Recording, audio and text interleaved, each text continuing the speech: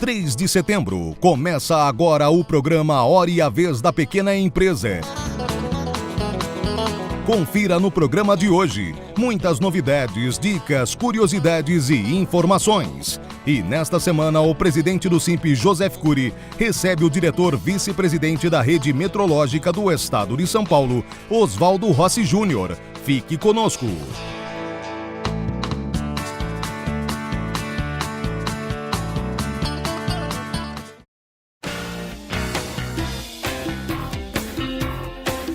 As Paralimpíadas têm origem na Inglaterra, onde deficientes físicos praticavam competições esportivas, como forma de reabilitar militares atingidos na Segunda Guerra Mundial.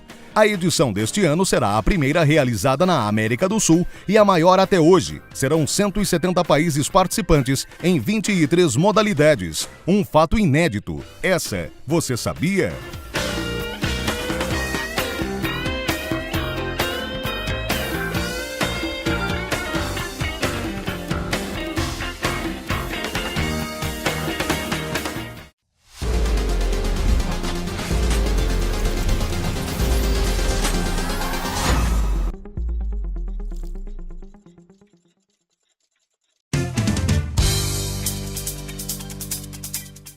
Olá! No programa de hoje falaremos sobre 3 assuntos que permearão a agenda do micro e pequeno empresário de agora até o final do ano. Teremos uma questão legislativa, trabalhista e tributária bastante conturbada. O primeiro item escolhido é em relação ao refis das empresas do Simples. Bem sabemos que no último programa de refinanciamento, no último refis, o Simples não foi contemplado. Deve ocorrer a publicação de uma nova lei entre 2 e 3 semanas, autorizando o parcelamento de indébitos do Simples de um modo bastante favorável ao contribuinte. Isso é uma medida bastante comemorada pelo setor, que precisa de um fôlego no seu fluxo de caixa e nas suas operações tributárias. Deve estar sobre a mesa em 3 ou 4 semanas. O segundo tema relativo a esse, bastante próximo a essa, é um novo refis para todo o mercado. Então já existe no Congresso uma efervescente questão, um debate já bastante adiantado com relação a um novo refis pela crise que passa o setor de maneira geral. Deve ser algo muito parecido com o refis antigo, com parcelamento em 180 meses, redução de multa, redução de juros. Acredita-se que estará inserido no pacote de novas alterações já do próximo governo que se instala essa semana.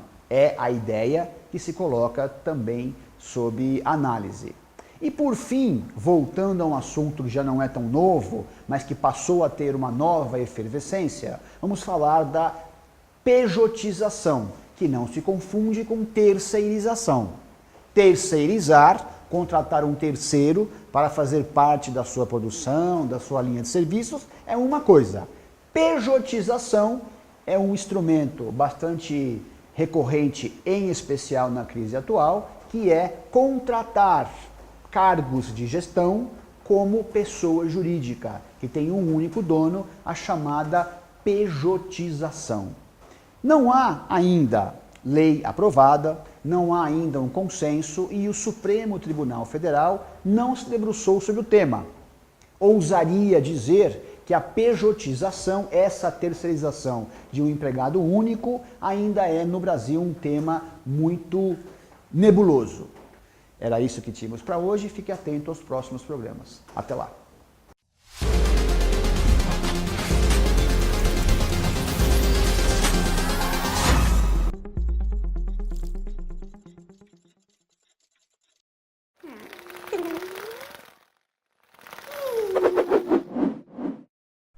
A 24ª Bienal Internacional do Livro de São Paulo termina amanhã no pavilhão de exposições do IMB. O evento é palco para as principais editoras e livrarias do país apresentarem seus lançamentos. O tema da Bienal é Histórias em Todos os Sentidos, com 8 espaços culturais e extensa variedade de debates, sessões de autógrafos e apresentações de música. O evento conta com uma programação cultural abrangente, mesclando literatura, gastronomia, cultura, negócios e muita diversão. Confira, ainda dá tempo.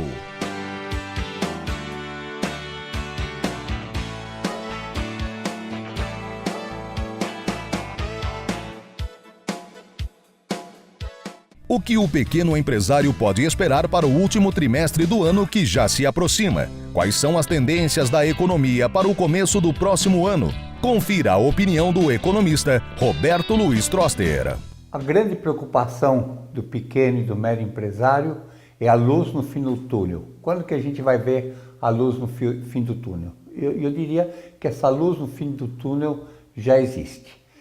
Há indicadores mostrando que a economia ainda continua em queda, mas a taxas cada vez menores. E tudo indica que no final desse ano, ou a mais tardar no começo do outro, o Brasil já vai estar crescendo a taxas positivas. Várias razões para isso. A primeira é que você tem um fenômeno chamado overshooting.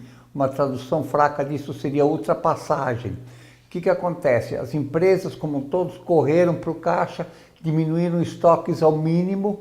Quando começa a retomada, esse processo de reposição de estoques dá um impulso muito forte para a economia.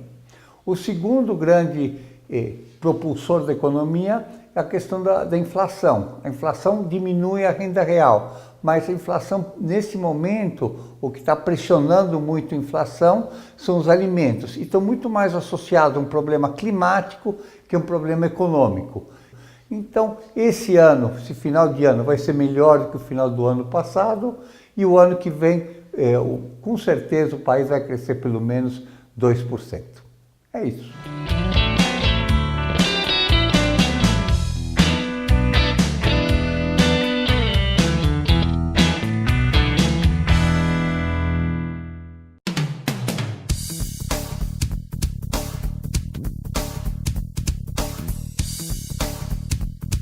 Nesta semana, nós comemoramos algumas datas importantes, como o Dia do Bancário, Dia do Nutricionista e Dia do Guarda Civil. Parabéns a todos!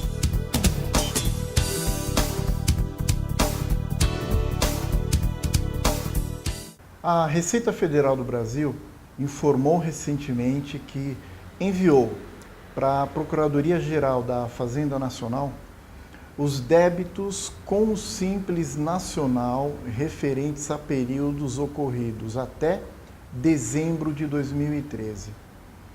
O que isso significa?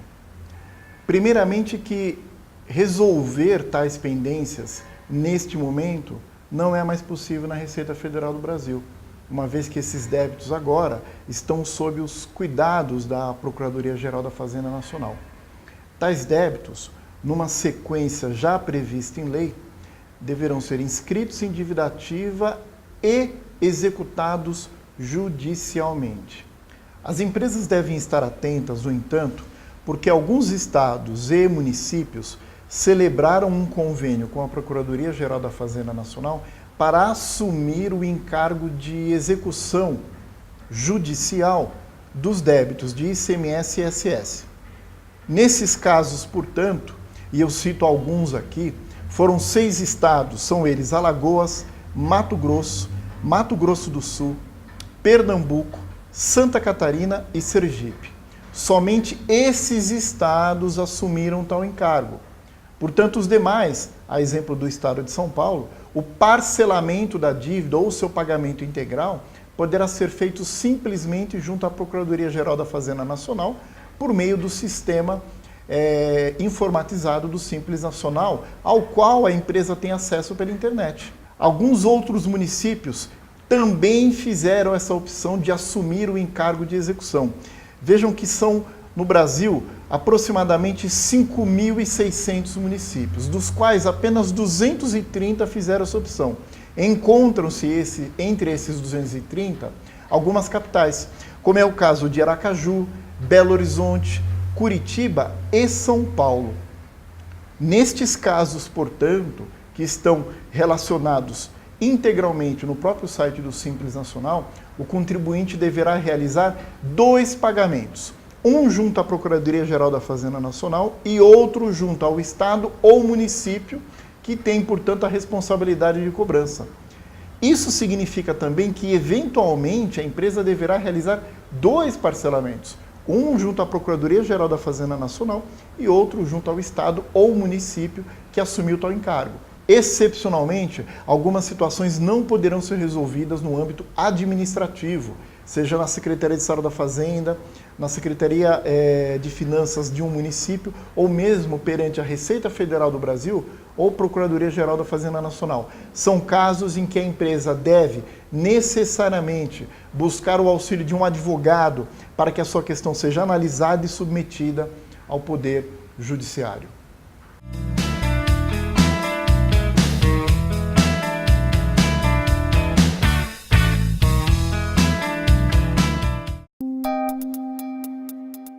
Entrevista da semana.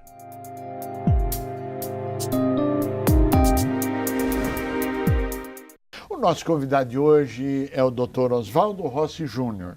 Ele é consultor da Agência das Nações Unidas para o Desenvolvimento Industrial e é também da Agência Internacional de Energia Atômica. Ele é especialista na área de qualidade, é auditor de procedimentos de qualidade como a ISO 9000, entre outros. É um prazer tê-lo conosco. Muito obrigado, o prazer é todo meu. Dr. Oswaldo Rossi Júnior, o senhor é um especialista em qualidade, consequentemente falamos de metrologia, consequentemente falamos de medição. Nos conta um pouco dessa história, por favor. Bom, medição é um processo já que nós vivenciamos há milênios.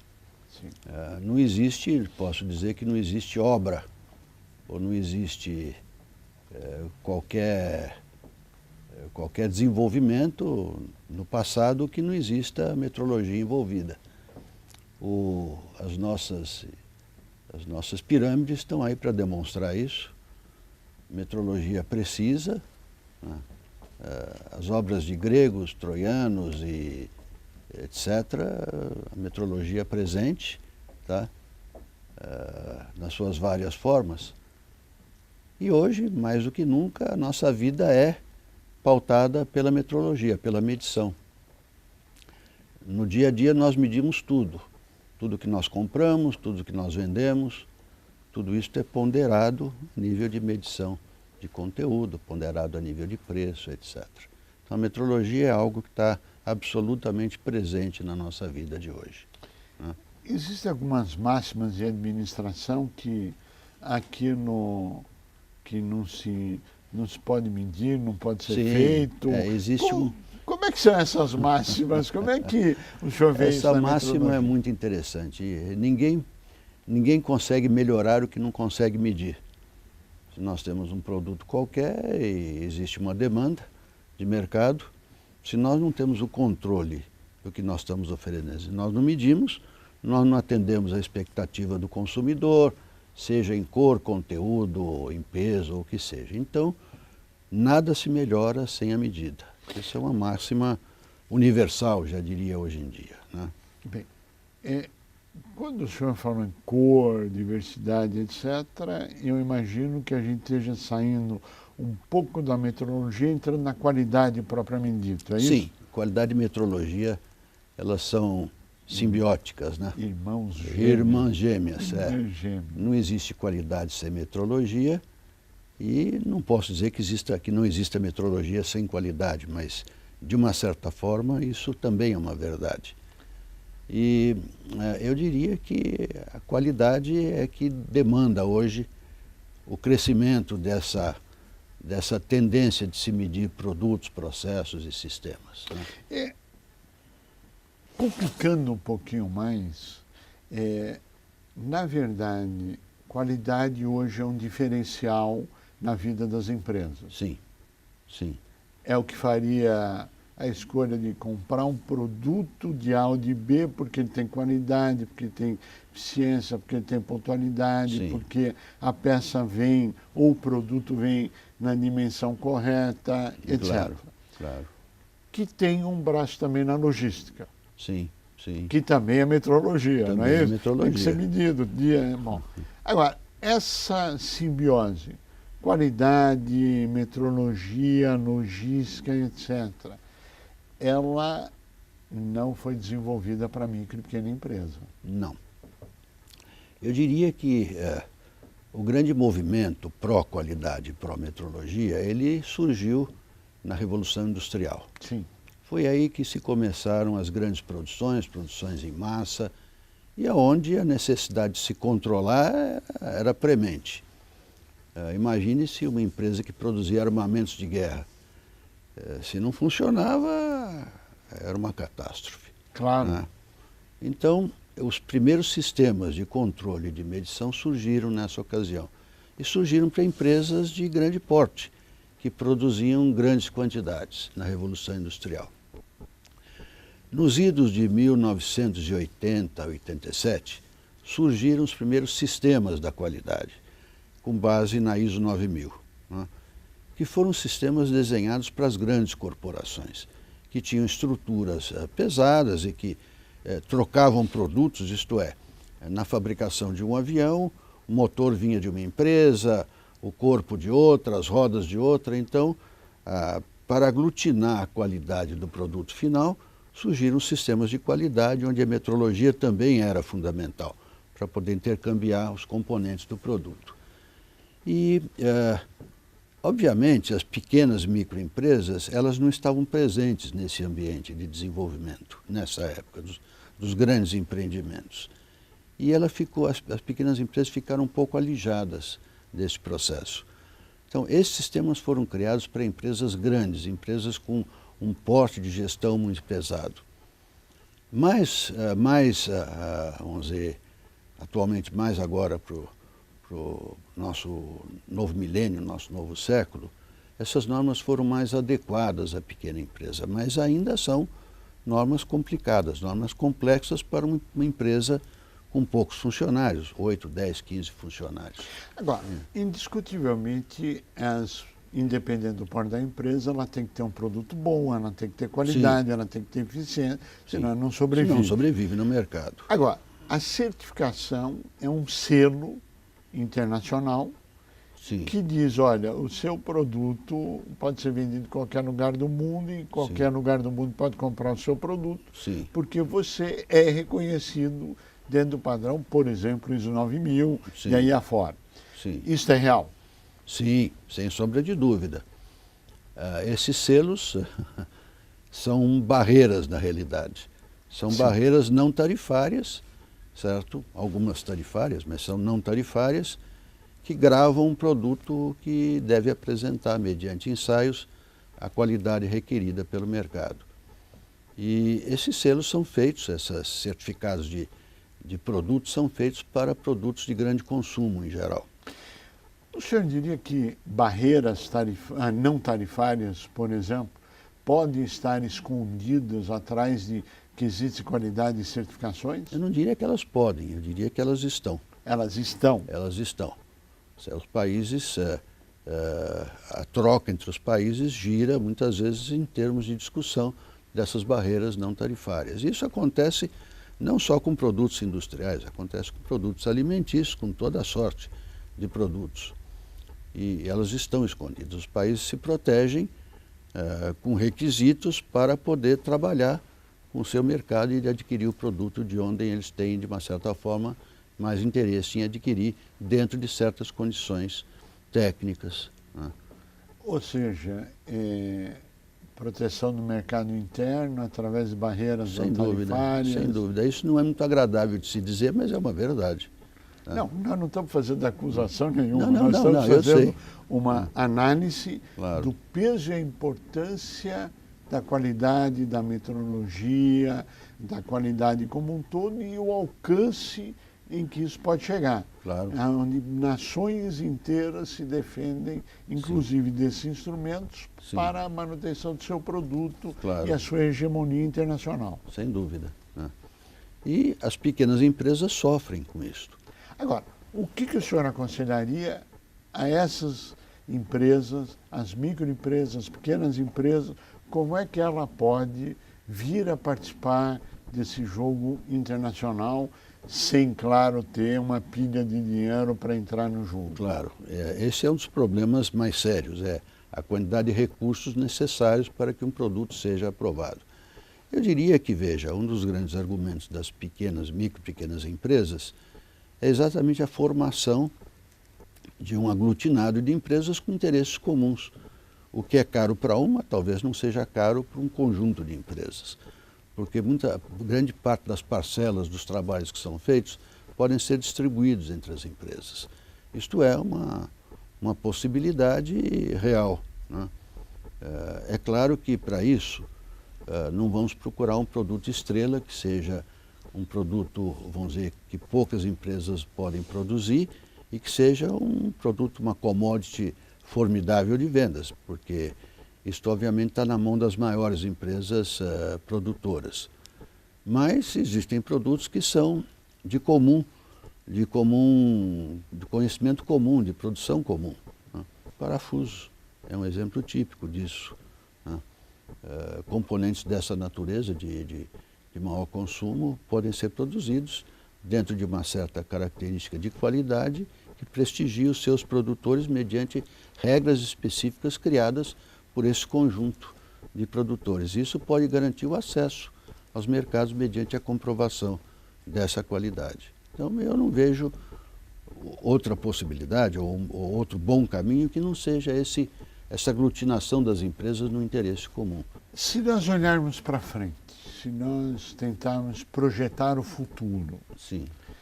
qual a sua visão em relação a todas essas certificações, a essa burocracia ou a esse circuito fechado de empresas?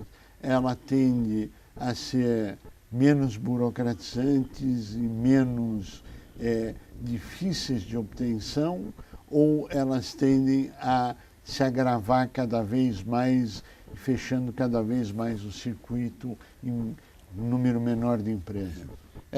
Não é algo tão fácil de responder.